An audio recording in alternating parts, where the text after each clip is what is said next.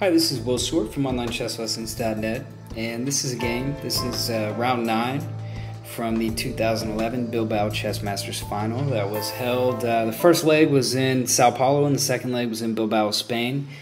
Vassily Ivanchuk was coming off of an absolutely incredible third-place finish at the 2011 World Cup, and he came to Bilbao and established a dominating lead in the first half of the tournament. And in the second half, Magnus Carlsen and Hikaru Nakamura were chasing him. This is the round 9 game between Carlsen and Ivanchuk.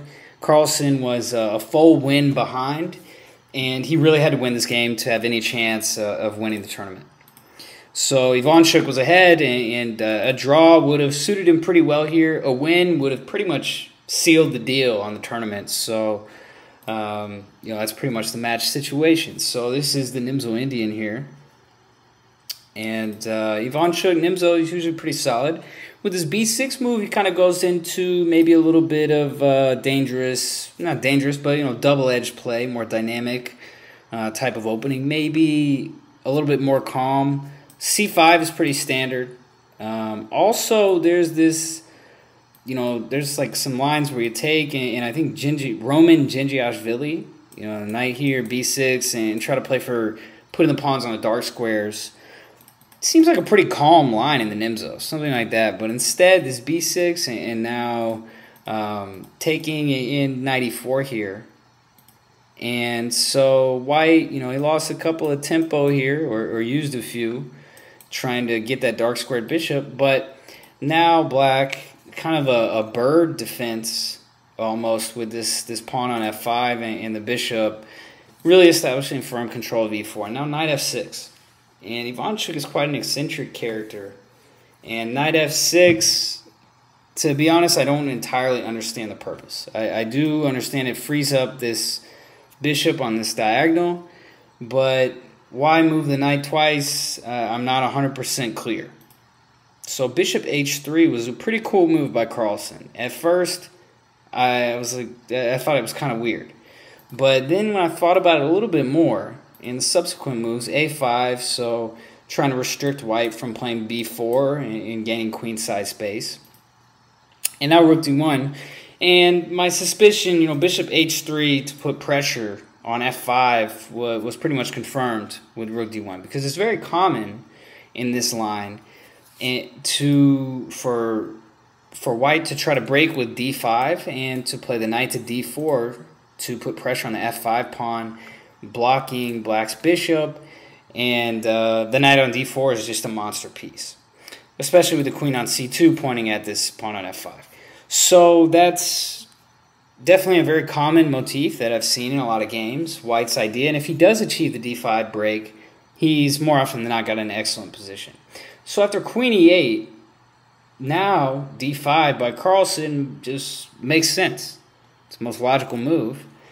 And now black is kind of struggling. The bishop on h3 seems weird, but really it's putting a lot of pressure here. And if black isn't careful, maybe white is going to get the knight to d4, where it's just going to be exerting just a ton of pressure on black's position. So Ivanchuk, he starts with knight a6, and now bishop f4, an excellent move by Carlsen, just trying to complete his development here. And also tie this knight down to the defense of the c7 pawn. Ivanchuk decides to take here. I thought this was somewhat debatable because I'm not really sure. I mean, it's a tough position for black. I'm not sure how white can continue building his position, although, knight d4, or even, let's say black plays something like here. Maybe white, maybe his idea is to play rook here, double the rooks on the d file, and play rook to e3 to increase pressure on this e6 pawn. I thought it was a pretty cool idea. So white does have a way to build the tension here, but taking this pawn, this just results in such a mess for black. So takes, bishop takes, and now pawn takes. Pawn takes was a little wild. I thought g6, while this does create a static weakness, a long-term weakness along this diagonal, and white does happen to have the only dark squared bishop on the board, g6 And maybe this is pushing back white's pressure along this diagonal. And you know, wherever he goes back, d5 would be an option. So I think g6, you know, wherever the bishop goes, now taking c4. And even though the dark squares have been weakened around black's king, you know, at least he's going to get this pawn. And now he can play d5 and maybe c5 or knight to c5. It just seemed a little more natural. Because, and I think Ivanchuk just simply underestimated Carlsen's response of knight g5. And you kind of expect a player of Ivanchuk's caliber to see this type of tactic. But at the same time, I don't know. I mean, you can't really... Carlsen whipped up a pretty incredible initiative and attack here. So the idea of knight g5 is quite simple, establishing a focal point of the pawn on h7. If h6... the tactic for white here seems to be bishop takes d7, and just playing on the knight on f6 is tied to defending the mate threat on h7. Here, let's say just queen e7, maybe check, and now rook d7, playing again on the knight here, and white should be winning at least an exchange and maintaining a very strong attack in this position. Just something like this, for example. At the very least, I mean, white has a very strong attack. So, in these lines, h6 seems to be a little bit risky. So, instead, Ivanchuk, he plays queen h5 here. And queen h5, I mean, it makes sense. Get the queen over here to help defend. It's an active defense. Make some space for the rook to come over if need be. But Carlsen just rook takes d7. And out of nowhere in the last few moves... the bishops come into play, the knights come into play, and now the rooks come into play, all aiming directly at black's king, while the bishop on b7 and the knight on a6, and also this rook, are kind of spectators in the defense right now. So Ivanchuk, he plays king h8, and this is certainly understandable. He wants to avoid any kind of checks on that, any kind of tactics with the king on g8.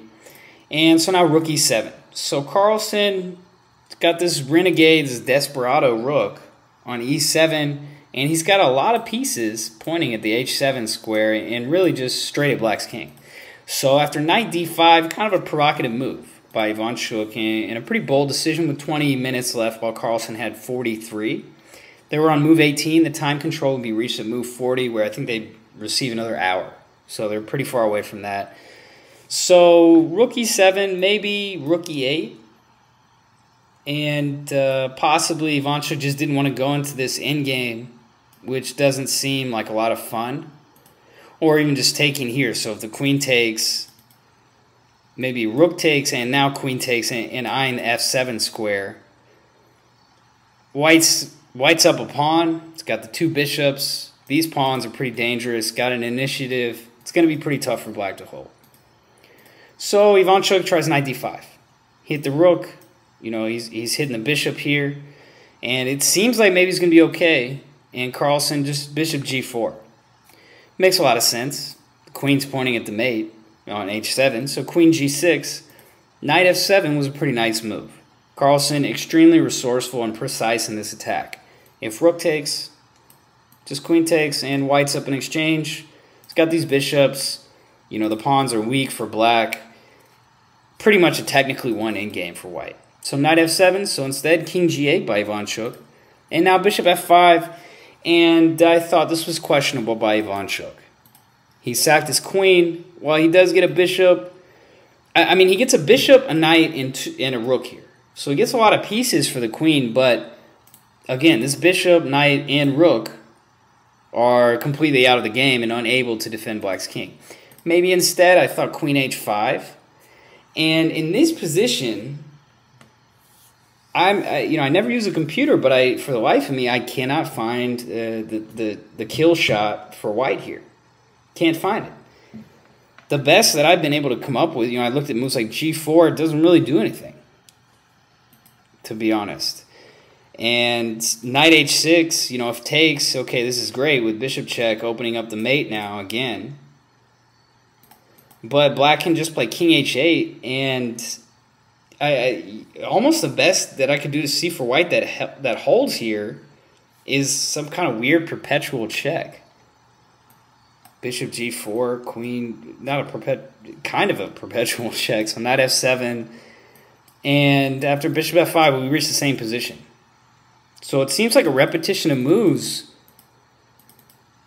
Maybe someone will correct me here if I'm wrong, but I think 21, queen h5, and I don't see really how white is going to be kind of holding on here. I mean, knight takes is threatened. I just don't see the kill shot for white. Bishop g4. It's a pretty cool idea. If queen takes, knight h6. If takes, leads to mate. But maybe bishop g4 and just queen g6. And again, it feels like we're at an impasse. I don't know how white gets past this. Anyway, in the game, Ivanchuk, maybe he was just playing for the win. You know, so he tried to take, trying to play dynamically. He's going to pick up this knight. Carlsen's got a couple jokes, throws in a check first. And maybe this is what Ivanchuk didn't think about, because now his king is extremely exposed. The dark squared bishop is going to be a pretty nice attacking piece for white here. So here, you know, just takes and straightforward rook d1, go ahead and activate that. And now just h4. So Carlsen, you know, we've got a pretty unusual material imbalance here. White has a queen and a pawn versus a rook and two knights. Knights are extremely clumsy defenders. Black's king is extremely exposed, especially the bishop, the dark squared bishop, which has no opposing, you know, black dark squared bishop here. So knight c5, Ivanchuk's finally, it seems like, you know, bishop c8, nice intermediate move, saving the knight. And it seems like in this position after knight e5, I thought black is maybe okay here. But Ivanchuk, he kind of geeked out, and now he's only got 2 minutes compared to Carlsen's 15.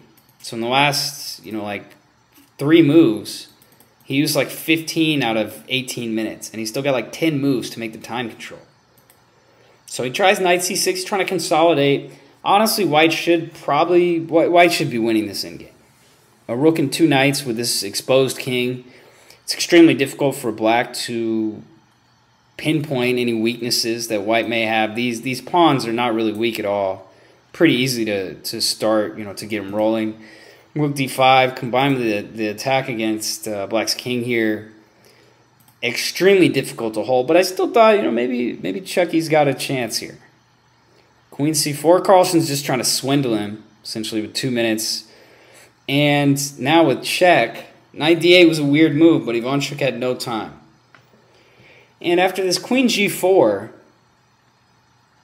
I think just king h8. And again, I don't see the kill shot. Maybe just bishop d2, though. Maybe bishop d2, and there's no way to combat this threat here. It's a very, very difficult position for black. Extremely difficult of king h8. So instead, Ivanchuk played knight g7, and he just dropped the bishop. I think he was actually lost, really, anyway, but in a difficult position, time trouble. I mean, Carlsen just way too much pressure. Once he sees the initiative, the game was really over. I mean, he never looked back, and Ivanchuk, you know, he got into time trouble with the subsequent complications and pressure. So an absolutely incredible game, you know, fantastic play by Carlsen, seizing the initiative, not scared to sacrifice, playing all out for the win. And this brought him to equal points with Ivanchuk going into the last round, sharing first place. They both drew in round 10, and Carlsen went on to beat Ivanchuk in the rapid tiebreaker to officially win the title of the 2011 BILBAO Chess Masters Final. So this is Will Stewart from OnlineChessLessons.net, and thanks for tuning in.